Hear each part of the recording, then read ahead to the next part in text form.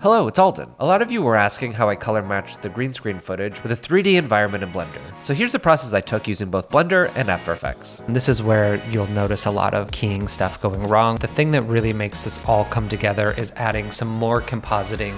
Let's get started. So first, here is the keyed shot. It is our actress here, Shakendra Fennell. She's playing an android called Spark in my film, The Robosexual. And it's her walking up and kind of stopping. Some things to kind of pay attention to when you're matching the color is the lighting, the intensity of the lighting, the direction of the lighting, and stuff like that. So because she's moving on this green screen set, you can kind of see that she goes from a very well-lit area. It's a little more in shadow when she stops. So there's definitely like some kind of light here that she's walking past and through. So one of the main elements there is going to make sure that the lighting in the scene in Blender matches the lighting of your actual footage itself. So this is the Blender project. Make a little space there for me. I did a whole tutorial, of course, of modeling this room and getting the shot together. So this is that footage in the 3D space. So what we have going on is that keyed footage is brought in with images as planes, and it's not moving at all. It's staying still. I do have the camera animating. Here, let me turn this on to texture mode. The camera is animating forward. This was I think our F-Spy camera, so let's just turn that off. I wanted to add some camera movement, especially in the environment itself. I just think that parallaxing kind of adds to the realism. And so she's not moving, camera's moving into this still plane where the character's moving forward. You do want to be careful with this movement. I have this other version where I think did a little too much camera movement. I still need to go through and re-render this one, but you can see it's the same idea, just kind of opposite framing. But the camera moves so much that it doesn't quite match her movement. Just the parallaxing and the motion is kind of a little off. What I was saying about the light and the matching the production footage. So I have this light here shining down that's just going to brighten up this area, so it feels like right behind her here is a little bit brighter than right here in front. And we're also going to accentuate that later in After Effects. Using a vignette as well. I went with this kind of like cyan teal color lighting with this kind of dark orange backlit look. It kind of matched a lot of our production footage. Like here's production footage shot of her walking down this hallway, and I wanted to do something kind of similar to that, but slightly different colors, but something that felt like it was still in the same world. So I went with this teal color. So how I have this in images as planes is this video texture is the alphas going into, and the color are going into a principled BDSF. But I also have a version here that's transparent and an emission, and the emission is pulling from the color, and the alpha is the factor there. So if we were to look at just the emission version, it's going to accept no light. It is going to be exactly as the rendered shot is, and the principled one will be accepting light, but it's a flat plane. So this is just a flat shape getting that lighting. So I did them both. I actually have it set to 100. Sometimes you can play a little bit with it. One thing that I would want to do if I were going to incorporate some of that is, take the color and put it into some roughness, maybe a bump map, and you can get like a little bit of information there into the shadows. But that I find works better on a sort of flat plane type of texture, but a 3D, round character, a person, that detail just isn't going to be there. It's going to look kind of flat. So that's why I have it set up, but I have it set all the way to this emission version. So this is the full color that this key is the full color there. Doing a lot of color in Blender, I find to be a little bit frustrating. It's not super precise, or at least I haven't gotten it very precise. I basically get it as close as I can and then finish it in After Effects. So to do that, we're just gonna do curves. And so basically, if you were looking here, obviously the overall color is off. She's very warm, and this is a very kind of cool / green tone. So the magenta and the kind of like warm values we're going to want to get rid of. And also the blacks here are lifted compared to the rich blacks back here. So we want those two things to kind of match a little better. To start with, let's add a curve here. Shift A, add an RGB curve, and then bring that here in front of the emission. So the first thing I'm going to do is just switch it to the red here and bring that red down a bit. And then I'm also going to bring the green and blue up. I might add a slight contrast curve here by lifting the highlights up here and bringing the shadows down. You know, if we were in After Effects, we would do a curve like this or something, but this is how extreme it is in Blender. So we're just going to do something subtle, and then what I'm going to do is just add another RGB curve afterwards. I think I'm going to bring the green up a little bit more, blue a little more, just a slight more contrast. You can do this on one curve layer. I just find that I like doing a couple of them in a row just because it gives me more finesse when I'm doing this. So here we already have something that feels more in the same color. That's the before, that's the after. And so the color in the blacks especially match much closer, and some of the contrast we still need to play with, but this is kind of how I would leave it when I'm rendering it. And then what I'm gonna do is render out a couple of passes. So I render out the shot, but then I also did I rendered out just the character here. So this has that camera move, slight push in as well. So I rendered these out as PNG sequences. Lately I've been doing multi-layer EXR renders so that I can get a bunch of passes in one thing. But this is that shot rendered out. And it looks pretty decent. Color-wise, it looks fine. They kind of are all this similar hue. So this is a really good place to get started. First, everything is a little bright and lifted. So what I do here is add Lumetri color. And we're just gonna like add some contrast here. I like to go to the color wheels. And I start by just bringing the mids down. And that's going to add some contrast. I might lift some highlights, maybe some shadows, but the shadows start to like clip the blacks. And if we actually look at the Lumetri scopes, you can see what's going on here. I'm not the best at color. I just know some basics, and also as a heads up, this is like can be a killer of like RAM also when you have this always up. So I just use it as a check. So what you can see here is this is kind of up here is white, down here is black. Here's different colors as well.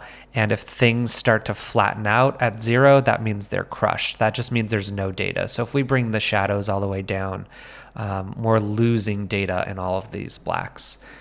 There's literally nothing there. But if we, adjust the mids, it does flatten some things here, but overall, it's just kind of adjusting all of this. Same for the highlights. You can clip all the whites as well. Bring the mids down. Maybe the shadows just a touch. I'm also going to close that window. And then we're going to have something, like this. And that's not bad.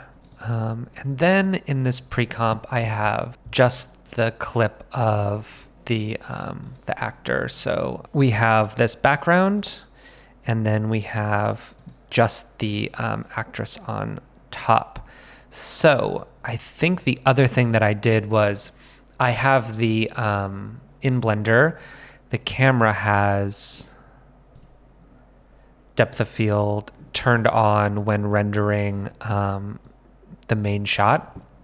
Also, as a side note, if you go up into viewport display and click on limits, you can actually see a crosshair of where your camera is focused, which is extremely helpful. But yeah, so I kind of use the depth of field to get some blurring in the background, some in the foreground, and try to match sort of basically where she would actually be. Even though with the camera movement, she's actually in one plane, so that focus is going to adjust. But I turned the depth of field off when I rendered out just her. So this focus is what was caught in camera, where she is out of focus and walks slightly in focus. And fun fact, this shot was, I just made it for the film. It's in a sequence of this kind of chase sequence while our main character, played by Nana Visitor from Star Trek Deep Space Nine, and these Spark units are hunting down our main character. And the shot is supposed to be kind of like fanned out like this. So the focus is actually on her here. So this one on the right, which is literally it's just a repeat of the same shot actually, is like a little out of focus when she gets there. You can kind of see that that's not super sharp. But the shot is so fast that you don't really notice it. So this is that version with the camera move, with the curves used in Blender, and then we're just going to make some more adjustments to it. So on its own, you can just see it's overall brighter, but that's because we haven't, this lumetri curves is just the background. So I added some chokers here just to help with the edges a little bit. So one is kind of like softening and the other one is kind of like bringing it in just a touch, just to soften this up a little bit. But the lumetri that I do is I bring the midtones and shadows down, similar to what we did with the background, just not as extreme. And the other little thing that I notice is like her skin is very yellow. So the other thing that I do is hue versus saturation is just bring the yellow down. The thing to really look out for here is the highlights, the shadows, and the midtones. Because of this colored lighting that we have, the midtones do have this kind of like cyan unnatural hue, which, you know, when you just look at it on its own, looks very off, but in the context of the entire scene, it looks normal. And then the blacks you want to make sure are the similar darkness. This is where you'll notice a lot of keying stuff going wrong, which is when you'll have, you know, I don't know, something like this, where like your foreground and background just have totally different black values. So this is like the first step, but then the thing that really makes this all come together is adding some more compositing on top of it. So the first thing that I add is a vignette here. That's just to, you know, darken these edges just a little bit to kind of subtly sell the fact that as she gets closer to the camera, it is a little bit darker. And then a glow, which doesn't seem to be doing anything unless I'm crazy. I have a glow layer in here, but I don't actually see it doing much.